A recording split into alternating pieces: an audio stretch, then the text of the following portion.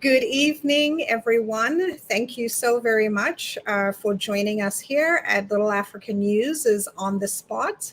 My name is Mona Davids, and I am the host as well as the publisher of Little Africa News and Little Africa Bronx News. We have an exciting program tonight touching on various topics that are of interest to New Yorkers. And of course, we have an excellent panel. I'm going to introduce our panelists for tonight, beginning with Musa Moore, who is joining us for the first time. Mr. Moore is president of Moore Consulting Corp. Mr. Moore, if you could take a minute to introduce yourself, please. Well, thank you, and good evening, Mona. How are you? It's a pleasure to be here with you. As you mentioned, my name is Musa Moore. I'm the president and CEO of Moore Consultancy Corp, which is a political consulting firm based out of Brooklyn, New York. And we've been around, the firm's been around for about 8 years. I've been doing consulting for about 23 years. So it's a pleasure to be here. Thank you. And our next panelist is Mr. Leonardo Coello, who is a campaign advisor. Hey, Mona, how everyone doing? Thanks for having me on again. Oh, thank you for joining us again. And last but never least is Michael Oliva with Sykes Communications. Welcome, Mike. Hi, how are you tonight? I'm well. Oliva, President Sykes Global Communications. You've all heard it before, and I'm happy to be here. Awesome. Well, listen, thank you. Thank you so much for joining us this evening. Boy, oh boy, oh boy. So let's see, where are we going to get started? We officially have a new lieutenant governor, another Harlemite, former State Senator Brian Benjamin is now our new lieutenant governor. So, with Brian being appointed as lieutenant governor, many of us were surprised. He's been in the tabloids with the comptroller race, with problems with the campaign finance board, and babies contributing to his campaign. Before that, it was problems with a real estate company that he was involved with.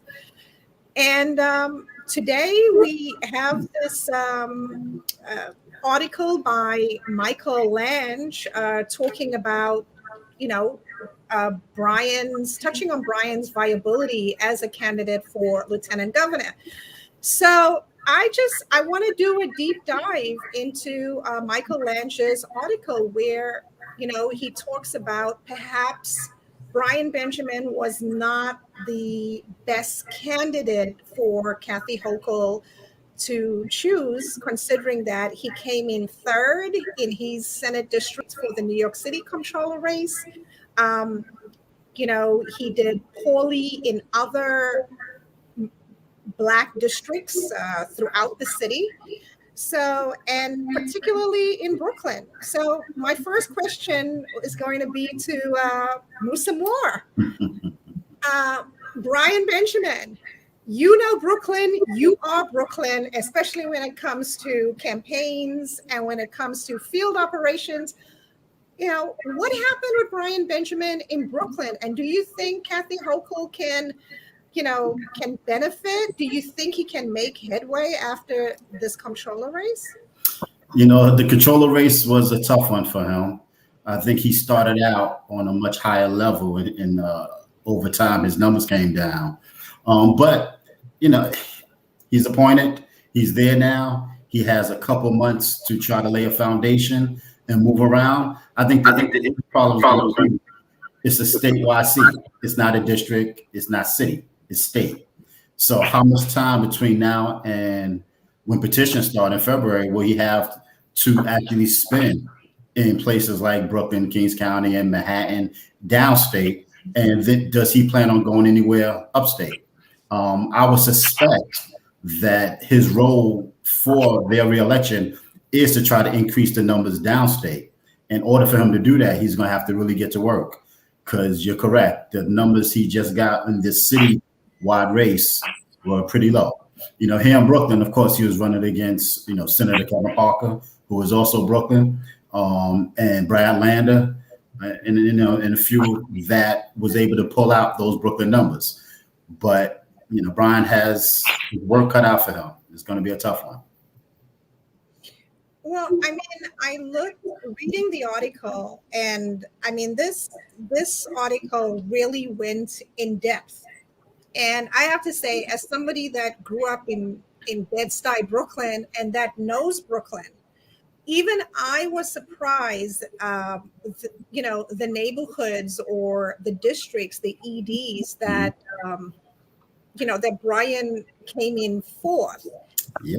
How is it possible that Brad Lander and Corey Johnson can beat him in Brownsville, in Flatbush, in East Flatbush? Like, it doesn't commute. Well, we'll talk about that surrogates race again. But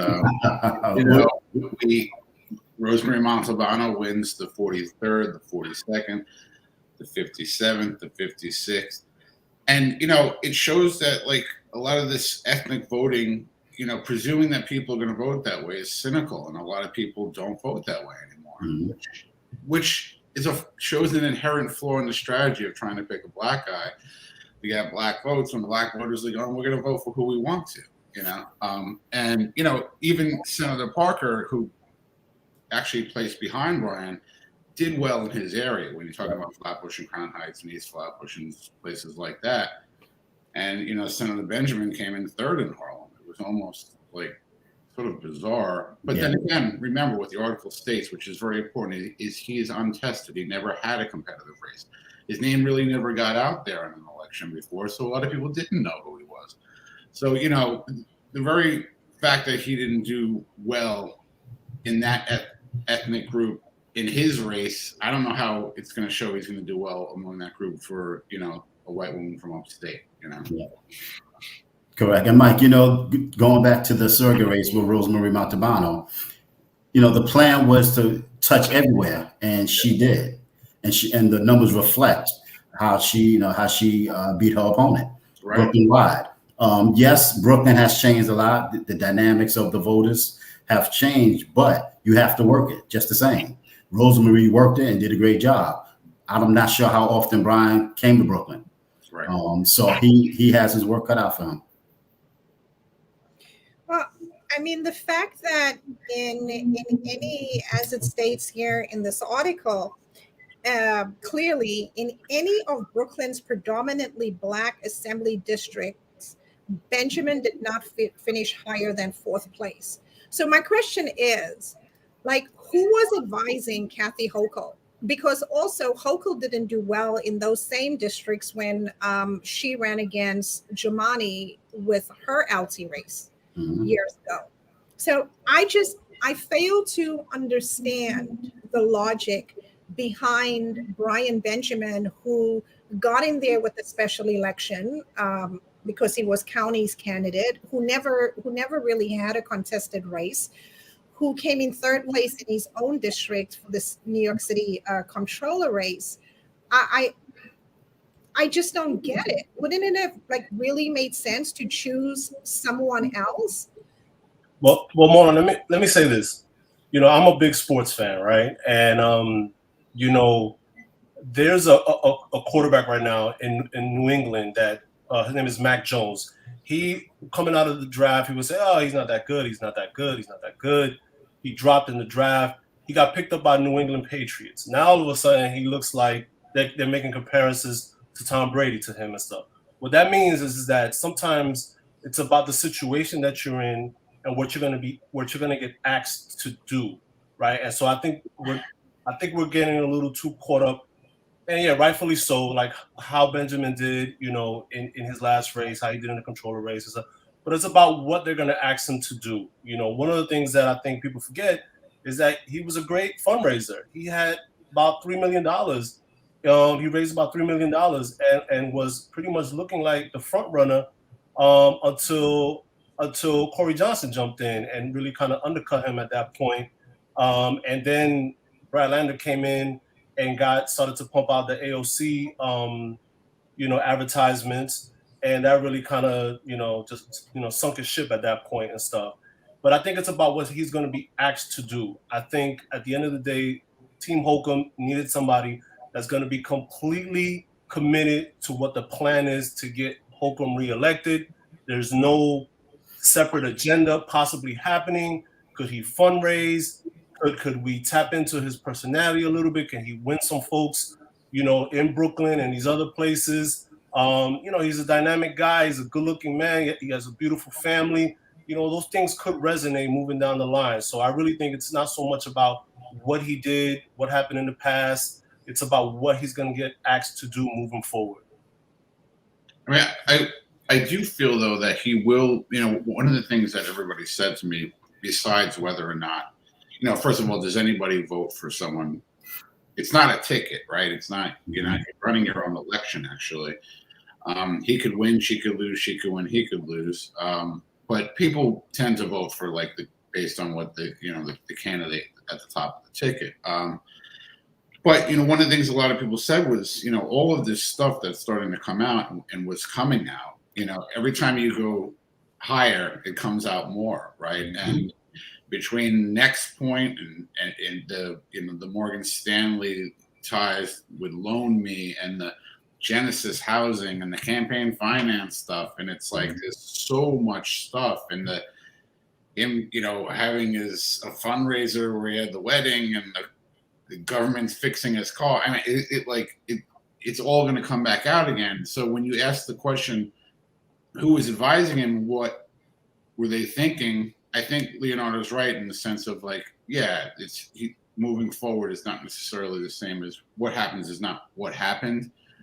But not taking that stuff into account too is a little bit odd. I mean, that's the first thing everybody said to me. Like, they know there's a lot of stuff on this guy, right? It was sort of like he's fighting. He's working for the landlord by day and he's fighting him at night. It's like, and that's and that's something I'm gonna have to contend with as well going forward. No, I mean, and that's the other thing, because that's the city article that came out yesterday. I mean, that was a long one. it was long. It was also thorough and in depth. And this company that Brian Benjamin is still a shareholder in, I mean, it's a predatory lender. Right. It is what it is. So look, the facts of the matter, the way I look at it is he's running for lieutenant governor. So he has his own race. Okay. So he has his own race to win. Yep. He doesn't have a base. He's done poorly in the most recent race. And whoever it is that's going to be running against him, they have all of these things to throw at him. Mm-hmm.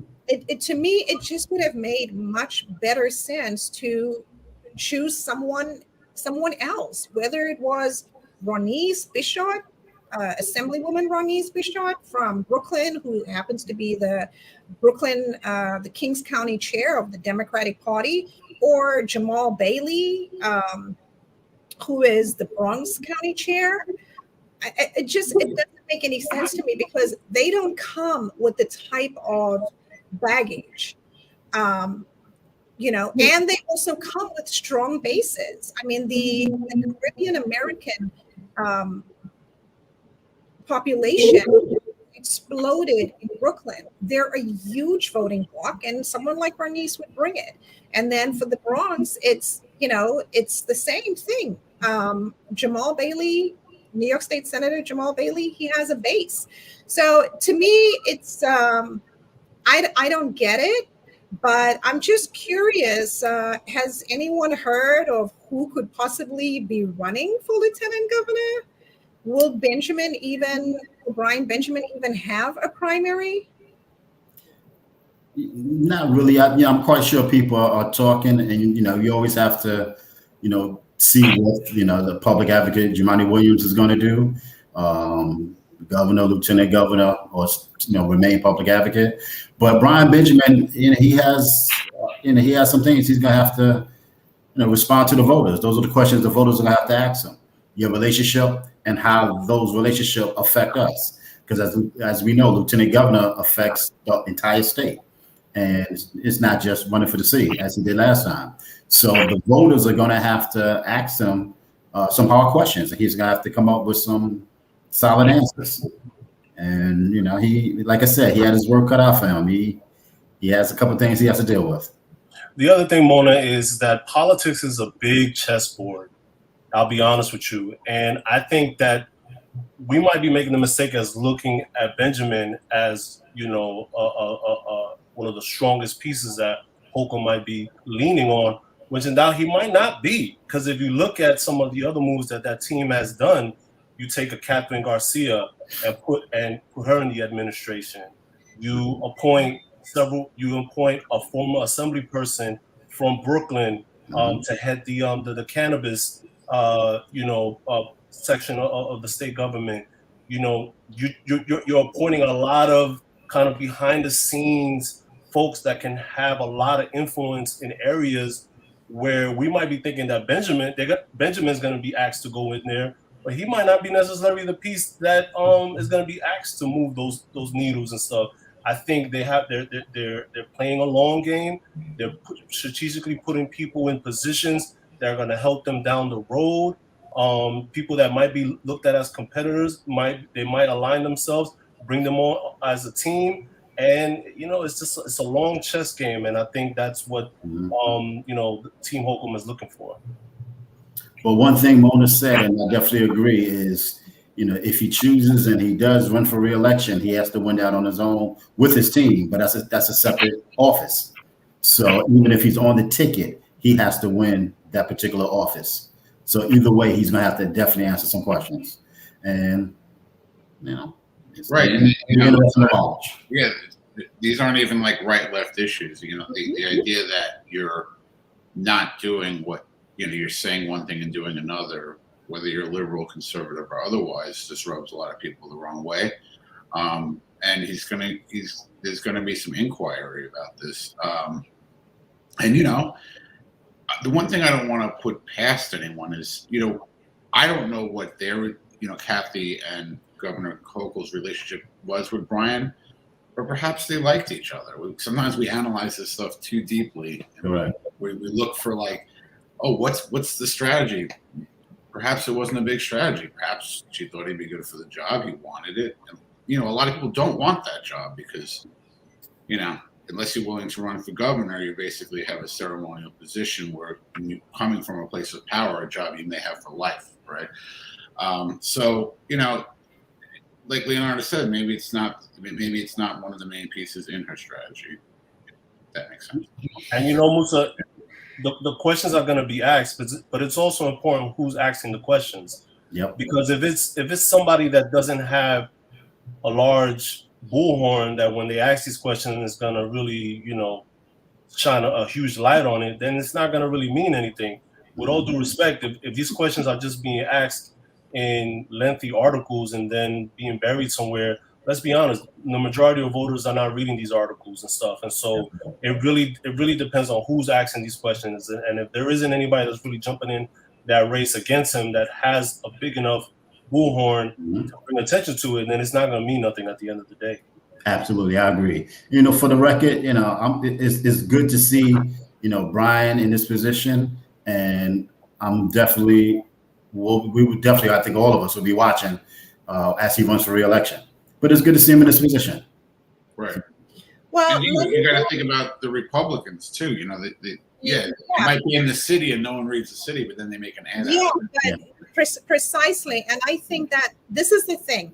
We all know that Hochul chose Brian, or decided that whoever it is that she's going to choose from downstate is going to be a Black person.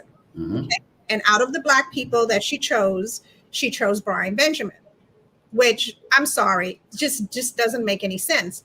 However, this is the other thing. It's not just about downstate, where the person she chose has done dismally poor when it comes to his most recent election, and even when it comes to turnout in his district.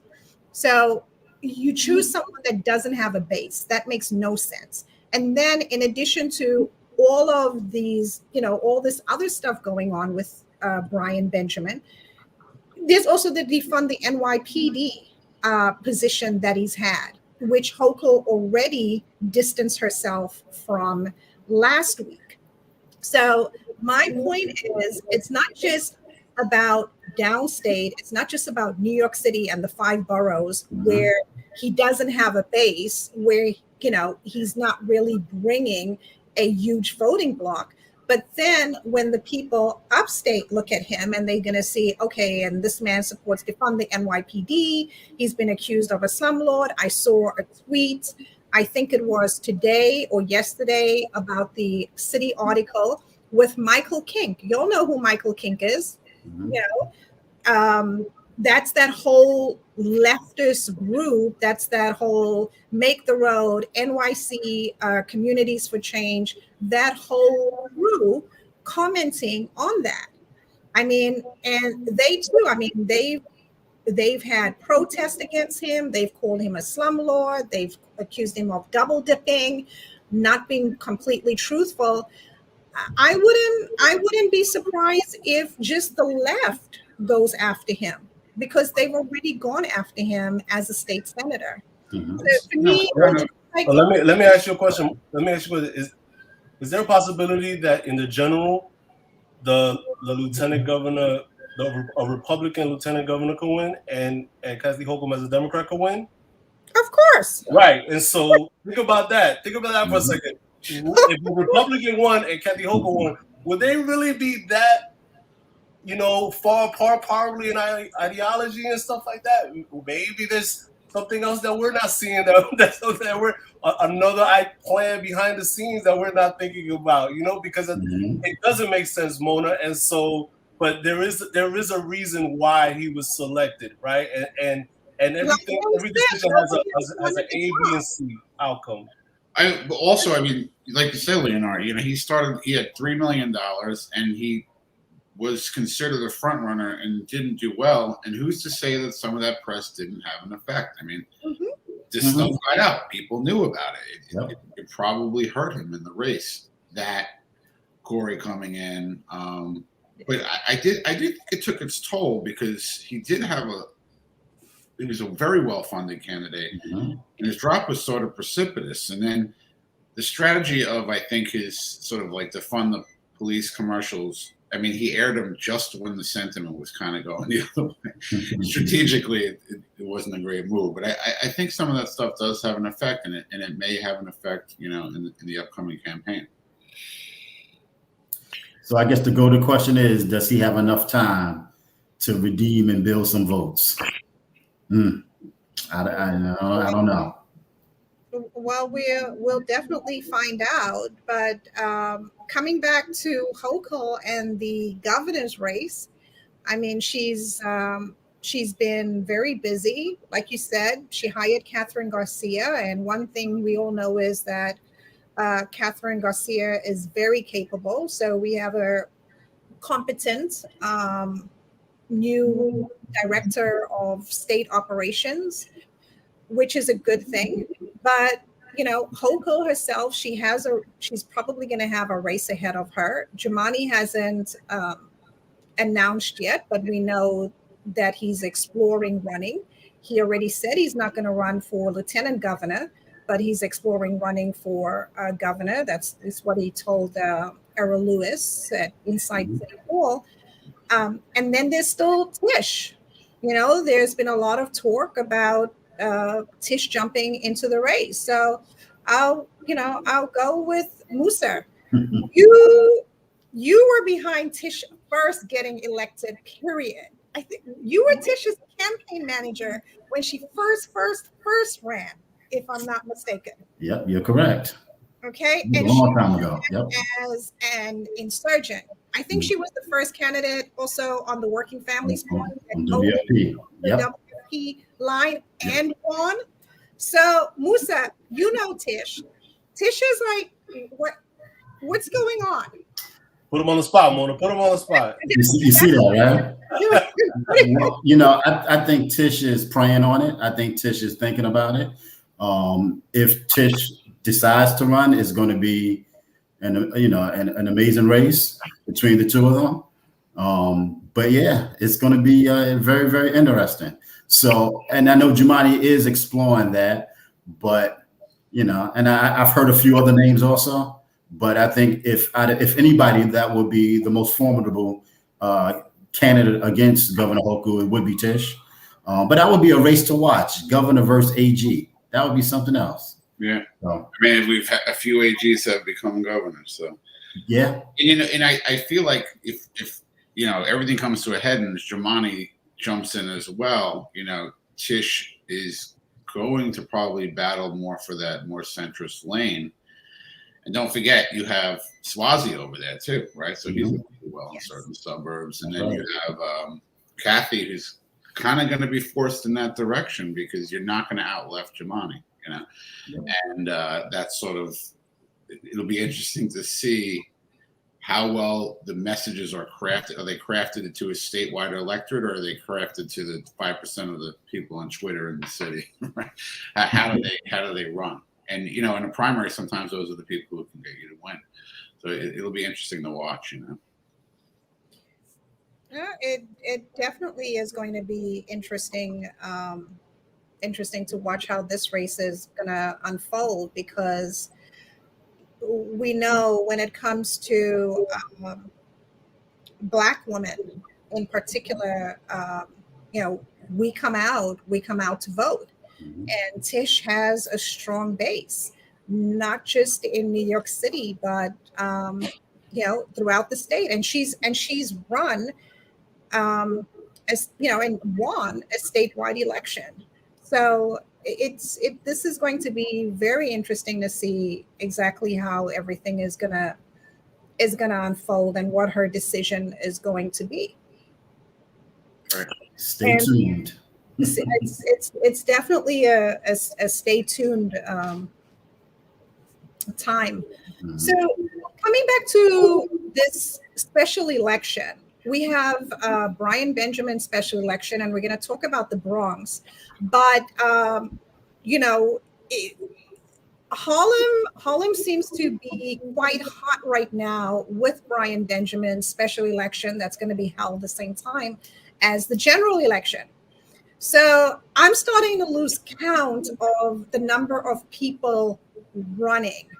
But we're just going to start off with the more well-known names. So we have Assemblywoman Inez Dickens, who already announced she's running. We have Assemblyman Al Taylor, who has also announced he's running. We have Brian Benjamin's Director of Community Affairs. She's announced that she's running. We have a member of DSA, Ali Dini, who worked on Kristen's campaign, who just beat Perkins. She announced she's running. And then a couple of days ago, what I call the bomb got dropped. And Yusuf Salam, one of the young men from the Central Park 5 case, announced he's running. So, that's big news, because Yusuf Salam is known. He's known throughout New York City. He's known in Harlem. I think that he is a contender, no matter who county, no matter who Keith Wright picks to be on the Democratic Party line. So, Mike, what are your thoughts on this race? What do you think can happen? Well, first, you have it's a county committee pick, right? So the Democrat generally will win that election. And you have the established the Cordell Clares and the Athena Moores and the people kind of running all these different elections and have been around for a long time, and they're district leaders. And the party tends to favor types like that. But with Yusuf, that's very above the radar, and there's a celebrity aspect to it, and there's a seriousness to it because of everything he had gone through, which carries a lot of gravity, which may sort of just sway the whole, debate in a direction, and even shed some light on how these processes actually work. Because remember, that's how Benjamin got in too. That's why he's sort of untested. And a candidate like that may just like uplift the whole like cigars in the back room way this stuff is done, and really have people examining, the party processes, why it's important to be involved. It's one thing to win elections; it's another thing to do the work of being in the county committee or a district leader or a state committee, and like it'll be a test. They don't. You don't see a lot of new people come up through the ranks in Harlem unless they force their way up. It just doesn't happen.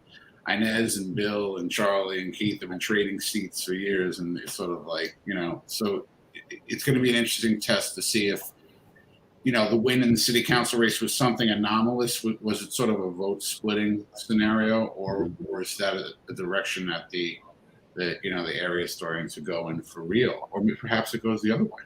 So it'll be interesting. I think Brother Yusuf is going to be a very formidable candidate. I'm happy to see that he decided to step into this arena, because change, to bring change, you have to be in the room, and he's going to come in with, life experience and what he's gone through, some things that a lot of people have gone through in different ways, and he's going to bring that to the table. So it's good to see him run, but you like you say, you have the established people there, Inez, and others. So it's going to be a race to watch up in Harlem. Yeah, Harlem is on fire right now, in a good political way and stuff. That's because, Yusuf definitely, shakes everything up. Yusuf and I are close to pretty much the same age. And so when the situation took place in Central Park, I was running in parks as well too in Harlem during those times. And so I'm very sentimentally connected to that event.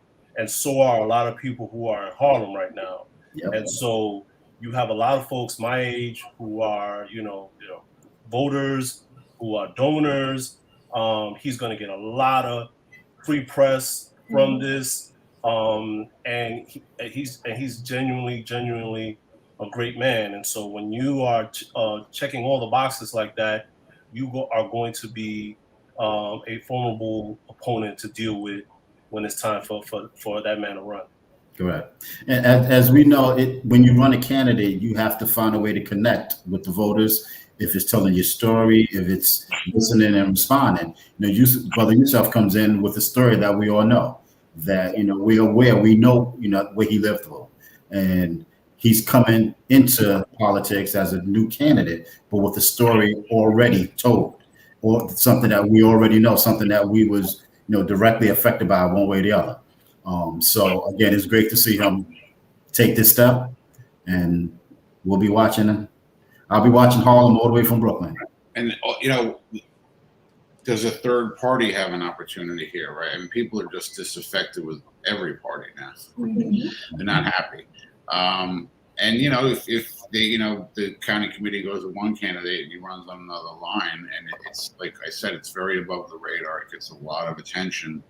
You can see some interesting things perhaps happen.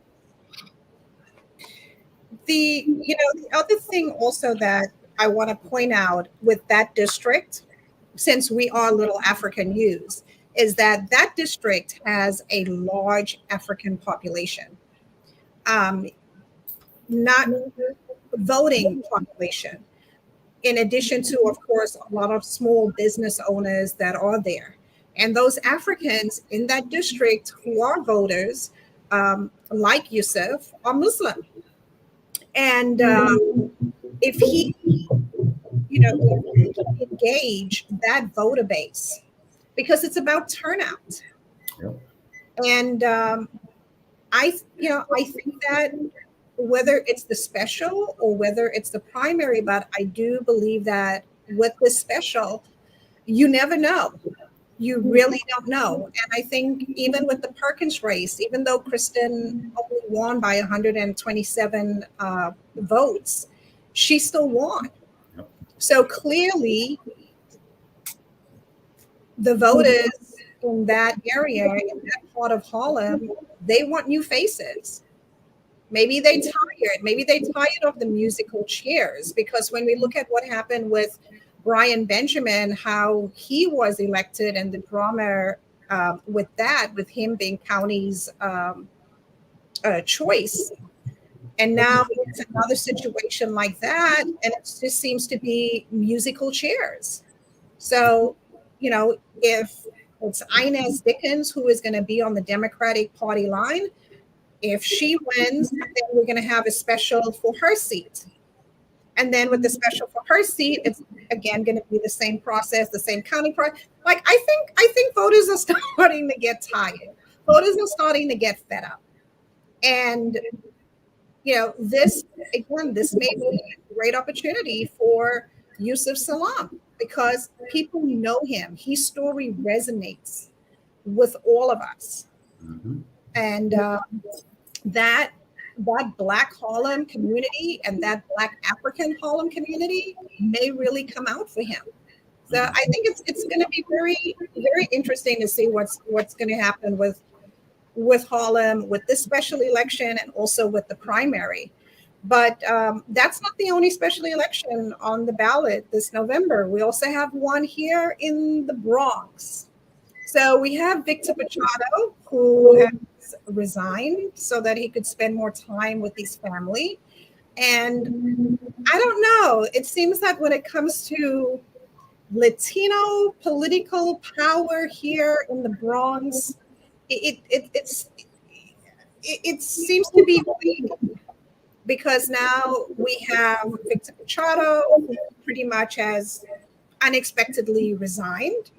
We had Marcus Crespo, who unexpectedly resigned.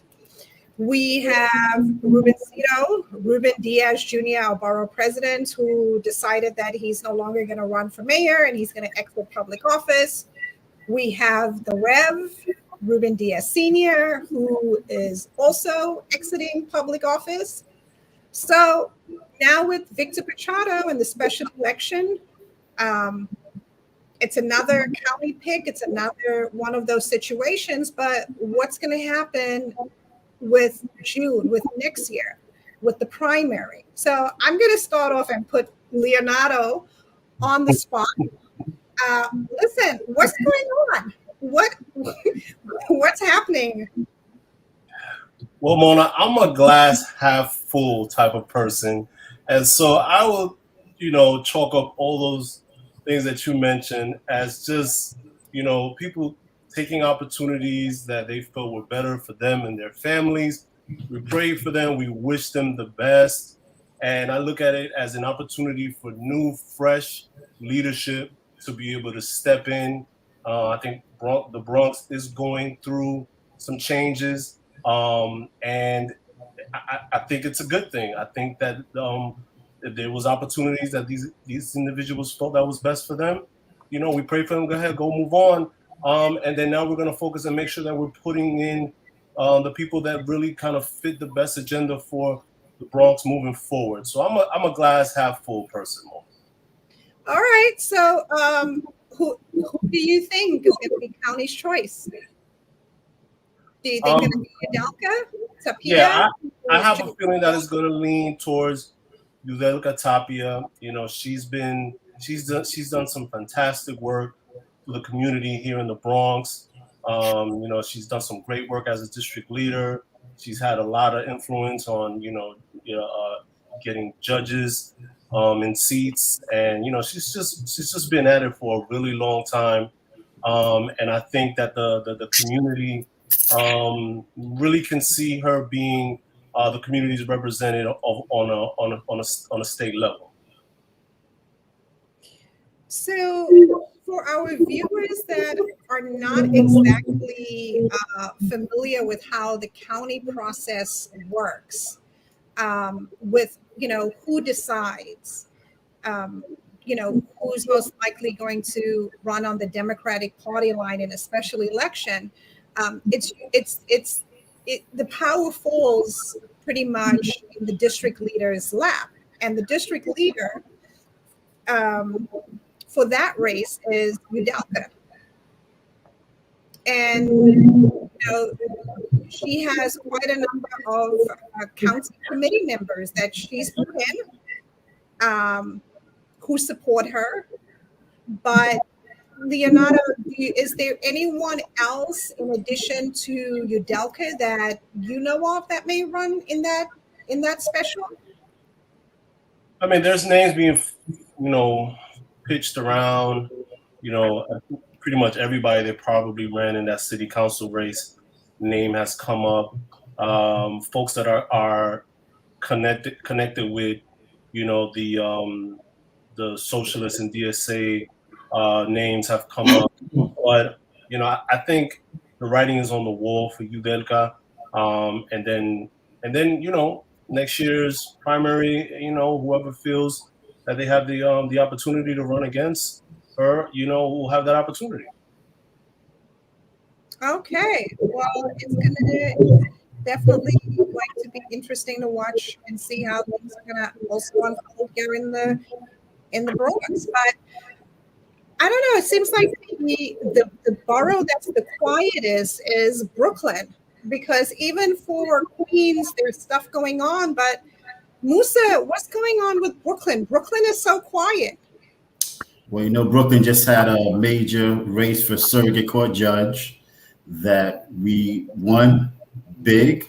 So I think that has made everybody just relax for a little while. Now, listen, Brooklyn's really never quiet. There's conversations happening, people talking. I think right now it's in the planning stages of what opportunities are that we can actually take advantage of going forward and what positions we can run for. But you got to think about it. It looks like the next mayor, out of Brooklyn, and the next, controller out of Brooklyn, the public advocate out of Brooklyn, possibly the next governor, maybe, so, I don't think Brooklyn's too quiet. Hey, Mona, Biggie said it the best, Brooklyn moves in silence and stuff. They're always going to be making power moves. But before we transition away, from the Bronx, I do want to throw in a small little kind of talk that's happening about Senator Alexander Biaggi considering running for governor as well too. And while I know for a lot of folks that might not resonate too much, but I think it is a little significant just because Kathy Hochul did so well in the Bronx, when she ran for lieutenant governor, and to have Senator Biaggi running, and also her being connected to the left, I think that could worry Team Hochul a little bit, just because I think they're going into this feeling like they pretty much got the Bronx on lock. Wait, did you say Biaggi is considering running for a governor? Really? That's what some of the word is. Okay. Oh, okay. All right. Well, I definitely did not see that one coming, but I do know that, Hochul did very well in the Northeast Bronx. The Northeast Bronx really came out for her, and she's, she definitely is a frequent visitor to the Bronx and is close with Bronx Dems. So, now that is definitely a surprise. Yeah, they're also sharing the same demographic, right? I mean, 2 white women candidates. Not good. And then, like Leonardo said, you take that Bronx out of the equation, that's a lot of votes. And, these races can be close. Yep. Well, one thing for sure, they all going to have to come to Brooklyn. Yes, they sure are. But I mean, with the last round of uh, uh, um, state races, there were some upsets in Brooklyn. So my question is this: like, do you see DSA and Working Families Party teaming up, or do you see also DSA perhaps challenging some folks? Is there anybody safe in Brooklyn right now? I don't think anybody's safe anywhere. But here in Brooklyn, I think DSA may have their candidates, WFP, but I also think it's going to come down to who's the candidate, who's running. Mm-hmm. There may be a particular candidate that everybody can agree with, but if they don't, then they're going to come out looking for and supporting, their own candidate that they feel will carry their message. But if you can find one universal candidate that can appeal to all of them, you might have a chance to, bring all, if not all, some of them together behind that candidate. But I do know there's a lot of incumbents that, from what I'm hearing, are going to have races. So my advice to everybody is just be prepared. Stay ready. Musa, do you think? I forget the name of the group. I think it's the New Reformers? Is that the group in Brooklyn that's facing a ruckus? I take it most likely someone like Bernice is also going to be challenged. I think a lot of people are going to have challenges, and my advice to them is to get ready and stay ready. I think it's going to come out of left field from a lot of places. Going back to the surrogate race from this year, one reason why we was able to win a countywide race by over 60,000 votes is because we was able to unite a lot of people. Some people that may not have been united in the past, but when you pull them together, the numbers add up. You have much more outreach and access, and the numbers can build. So again, if they can find a candidate they can agree on, the numbers will come together like it did for Rosemary Montalbano for cervical. But I don't see, I think that's a slim chance. That's 1 out of 100 maybe or more. I think a lot of people are going to have races, and especially with the governor's seat open, you're looking at races from the top down. So if DSA ran somebody for governor, if this one has somebody for governor, they can run a whole slate, statewide and local. But you have everything, every office running from governor down to state committee, district leader. So if they're going to try to make some type of inroads, this is the year to do it, 22. Well, speaking of that surrogates race, I think it was Leonardo. I think we had a conversation about how, with the most recent city council primaries, when it came to the Bronx, when it came to Bronx County, everyone Bronx County endorsed one, but that wasn't the case for Brooklyn, because Brooklyn County seems to be weakened. And then when we look at the surrogates race, that race, Musa, I forget the your candidate's name, but you guys went up against county. Correct. Yep, Rosemary Montalbano, great candidate. She had a great candidate, great message, and she connected with people. And again, we were able to bring a lot of people together from different places. So when you start looking at the votes, you want to look at the areas that the votes are coming from and try to bring them together, and that's how you increase the number. But yes, we ran against county this year. Listen, I have a lot of friends at county. This year, unfortunately, we were on the wrong side. Rosemary is the better choice, and we'll make Brooklyn very proud and very happy. Next year we'll see what happens, with the other races. But this year, Mike was on the team, Joy Forster, a bunch of us. There's a whole team Montalbano work that collectively was able to get those numbers. Where Mike, I think we came up with about 160,000 votes to like 90,000. It was almost 2 to 1. And the funny thing is, we always talk about these surrogates races because the people on the inside are obsessed with these races, right? Now, most people don't know what a surrogate is, right? Well, now they do. Right. But, they wanted that one too. They were pulling out all the stops in the press and, they were writing letters. And, Rodney's did not want to lose that one. And, Rosemary just went to voters, Mm-hmm. Like I said, the 5 highest black turnout ADs, she won. Well, then you think about it, out of the 20 ADs in Brooklyn, she won 16. Yeah. So against County. Yeah. It was a great race. Yeah. And with that but everything about that race, as Musa knows, was a lot of it was an extension of these internal wars, right? Who was with who and what was going on. And it just played itself out on a larger scale. And it wasn't a good harbinger for the county organization. So they have a lot of work to do if they want to hold on to, that old school power that county parties tend to have. You don't really see it in Manhattan much anymore. It's dissipated a lot in Queens. Bronx is still strong. Brooklyn, there's a war going on, And then, we also have to take in consideration that voters are also looking for fresh faces. They're looking for people to come into politics that maybe in the past never really worked in politics, or they may not be politically connected. So that some people may consider that political baggage. But if you come fresh, like Brother Yusuf up in Harlem, who's coming out, never been in politics. So that will attract a lot of people also. That's something I think all counties should take consideration.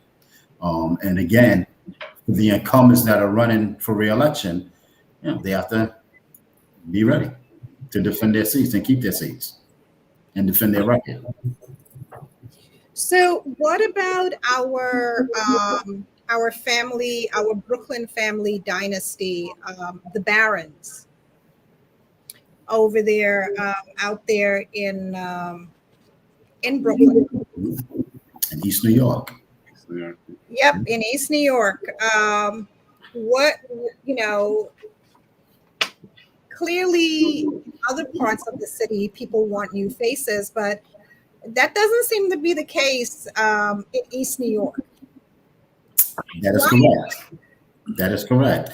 The voters that have been with Brother Charles all these years, they feel connected. They feel that he represents their best interests. So they want him to come back again, and he's coming back into the city council. So he has a base there. He throughout the years, he took time to build a base, and those numbers stay with him. And those numbers will continue to stay with him as long as they feel that he speaks for them and that he represents them. So Charles is on his way back to the city council. Welcome back, and we shall see. So I'm not sure, but is Inez Barron the district leader there? I mean, what do you think is going to happen? Because we're going to have a special election in Brooklyn.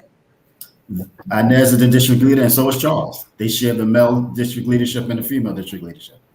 So right now they have the district leadership.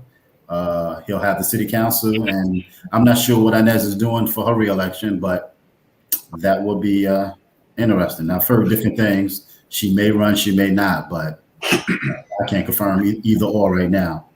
But yep, special election, and as district leaders, they'll be able to have a lot of influence on who runs.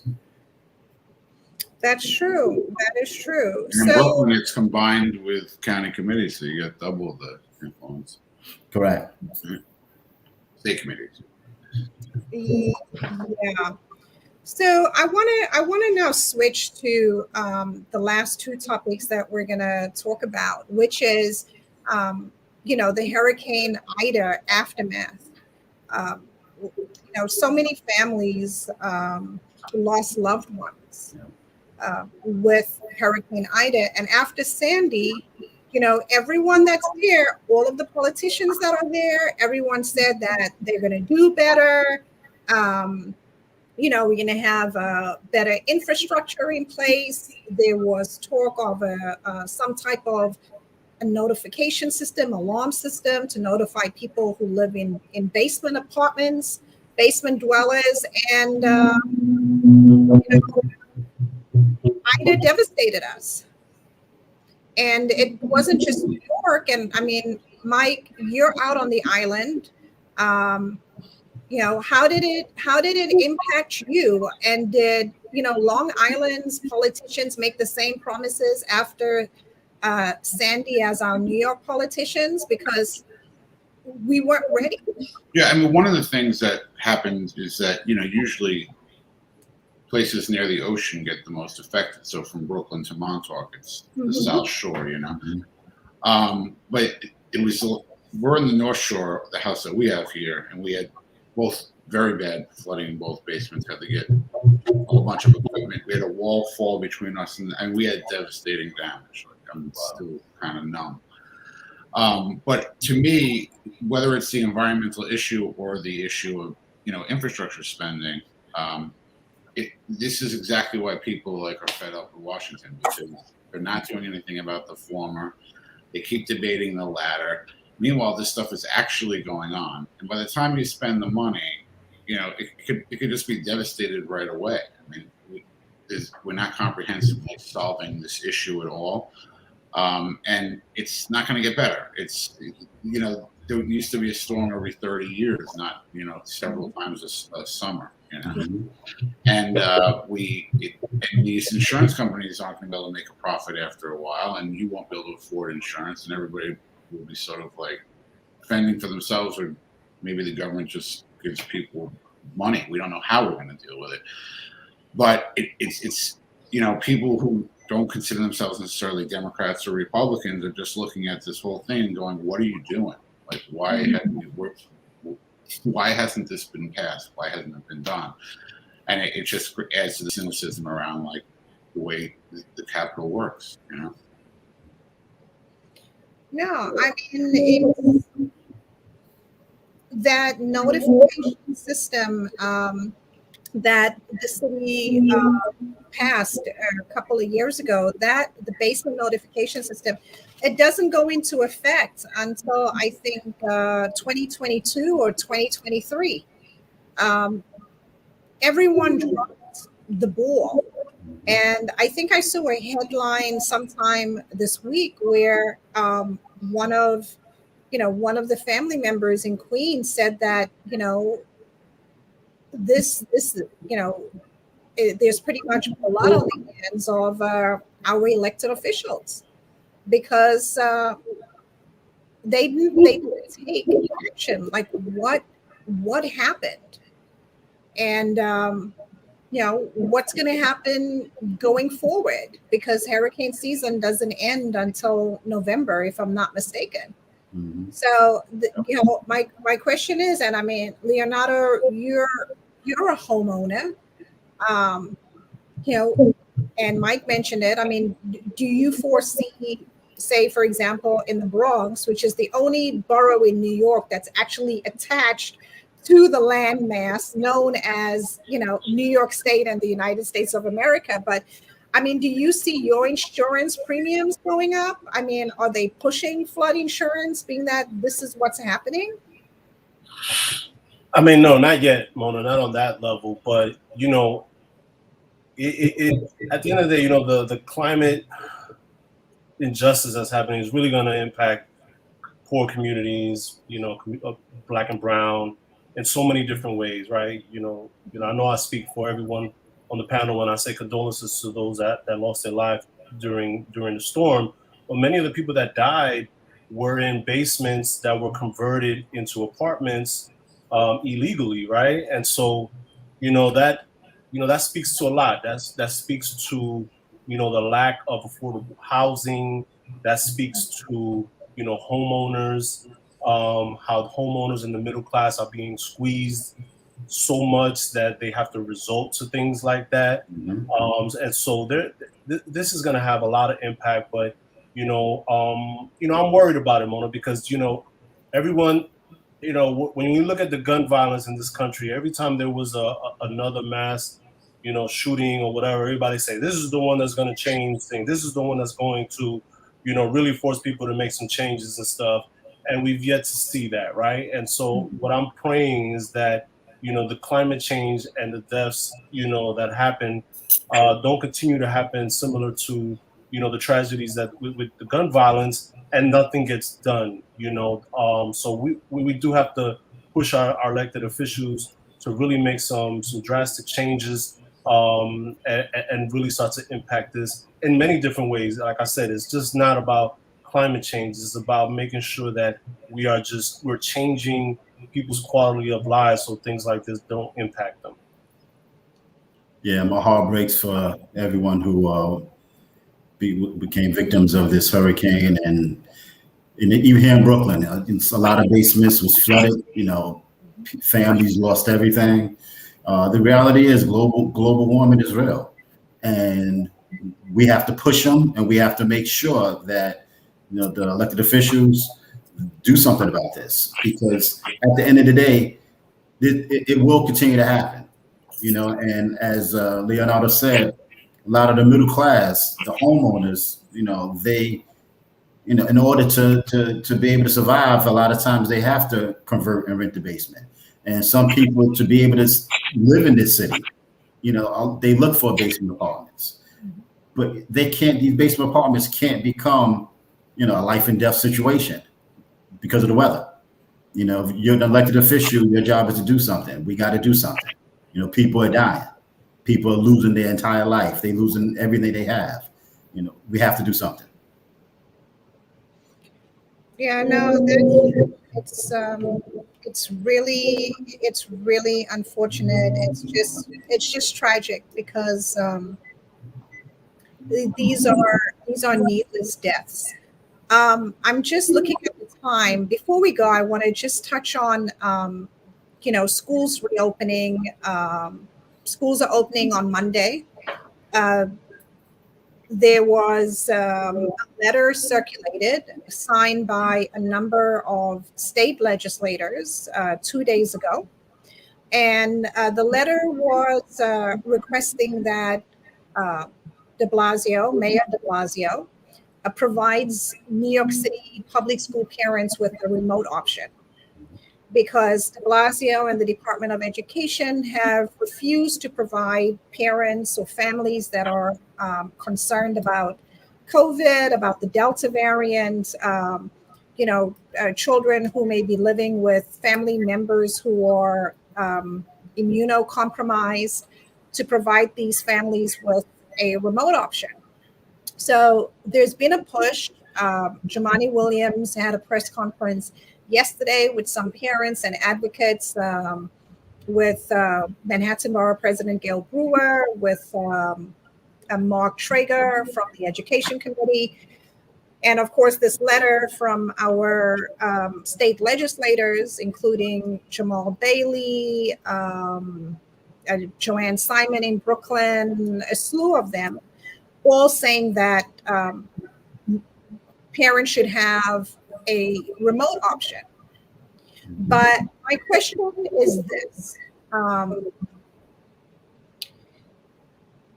School starts on Monday. Why didn't the state legislators take action before writing this letter yesterday telling de Blasio that there should be a remote option?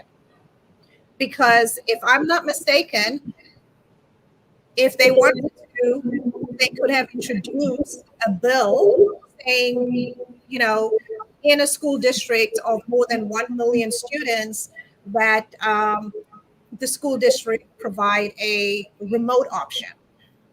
So, my question to you all, de Blasio is ignoring them. He's ignoring the state legislators. He's ignoring the city council. He's pretty much ignoring everyone with regards to this remote option. Do you think it's because at this time he's just about checking out because he's a lame duck mayor and he doesn't care about the consequences? Or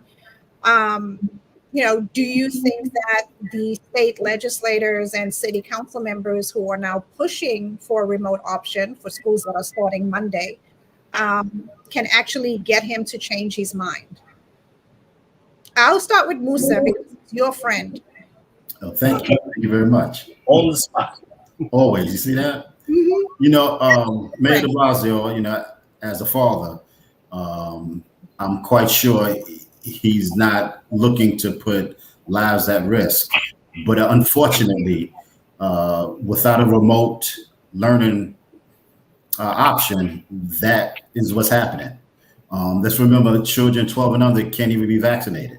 So we're going to put a lot of them in one room together and see what happens. I definitely support a remote learning option.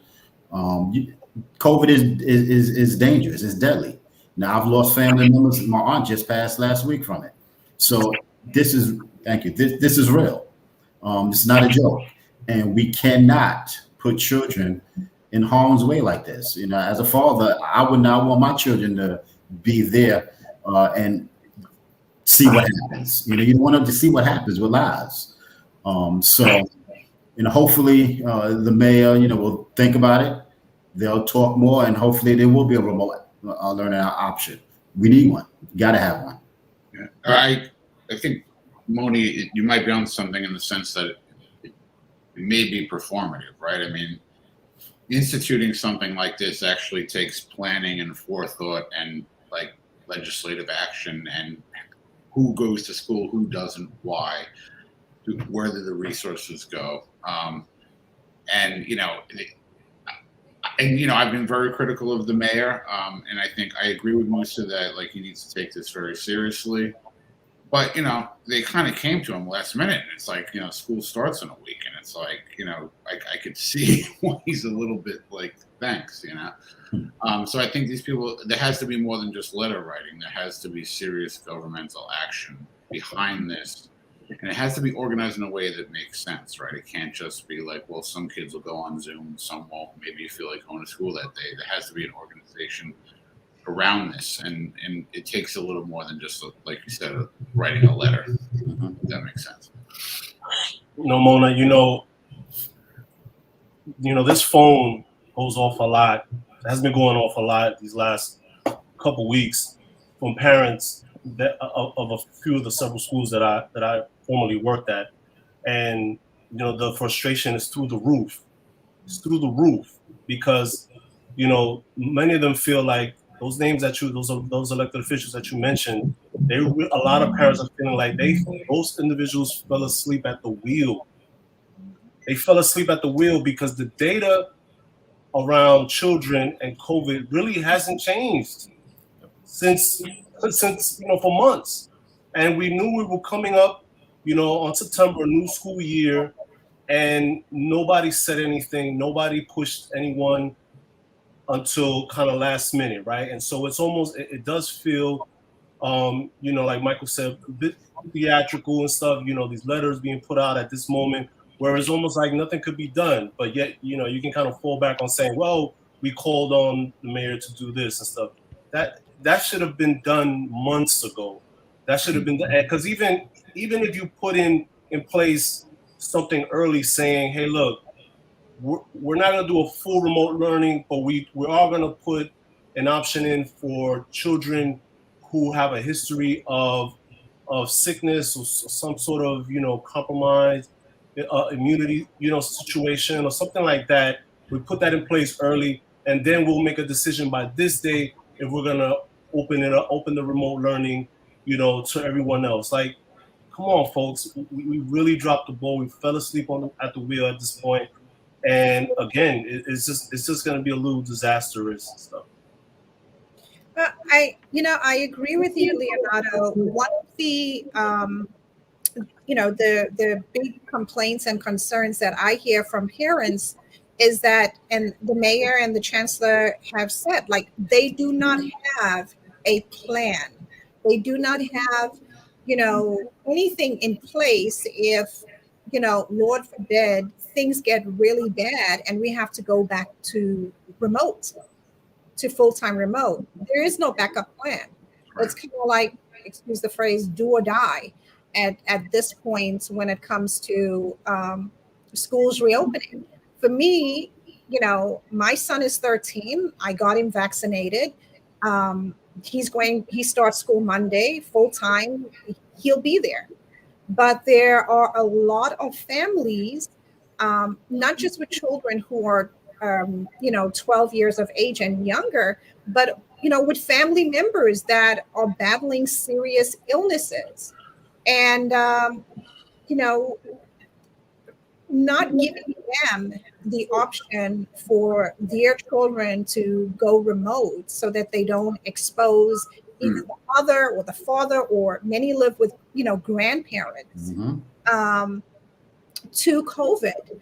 The fact that this mayor is not even considering that for those families, and the list of medical exemptions for students is, it's very short. I don't know. It confounds me, because I think if there's anything that he should be empathetic about, is this. But for our legislators, especially our state legislators, and also for the city council members, writing letters, having press conferences, and letters a few days before schools reopen, what's the point? And I hope that parents remember this when they go to the polls. Yeah, Mona, this COVID is, when it comes to school and children, it's really a reflection. Honestly, I'm sorry, I'm gonna have to, go all the way to the White House with this, and the trickle down effect that it's had on politics, because there's been mixed messages about everything, even on a federal level and stuff, right? And so when the message is not clear and concise, even on a federal level, that confusion just trickles down. And when there is confusion, people are very hesitant to react. And so unfortunately, it's been a top down of going to sleep at the wheel type of thing. Yeah, and it's so, Mona, we've talked about this. It's just so political that whether you're crazy on the right or crazy on the left, you're how you view the science, rightly or wrongly, has to do with your team. It's not having a serious discussion. There's no, like Leonardo said, there's no serious leadership. That's right. Get out and say this is what it is, and everybody stop being an idiot. And and it's the same thing with the environmental stuff. It's the same thing with infrastructure. It's just growing cynicism where people feel like you have Democrats are kind of like the corporate party, and the Republicans are like the crazy people. And that those are your two parties. And, nobody's sending sort of clear messages in a leadership perspective. No, and that's what's unfortunate, because if things get worse, the Department of Education has no backup plan. There is no remote plan. And our children have already experienced so much learning loss over the past year and a half. It's kind of like deja vu, because last year this time we were just about going through the same thing. So it's just, we can't keep playing political football when it comes to this issue. The Department of Education needs to do better. They really do need to do better by our kids, and hopefully our next mayor will take the concerns of parents more seriously than Bill de Blasio. But I will say, Musa, call your friend.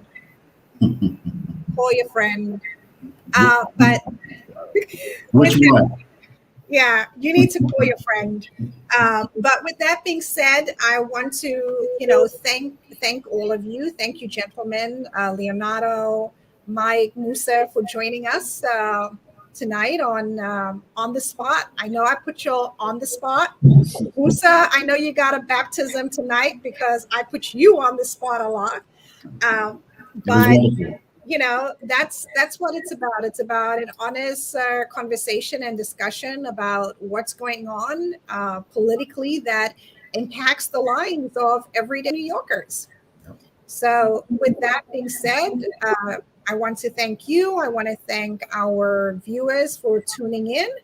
And I look forward to seeing you next week, Thursday, for On the Spot. I know there'll be much more going on, and we'll continue to have these conversations. Good night, everyone. Night. Good night. Thank you. Good night. Night.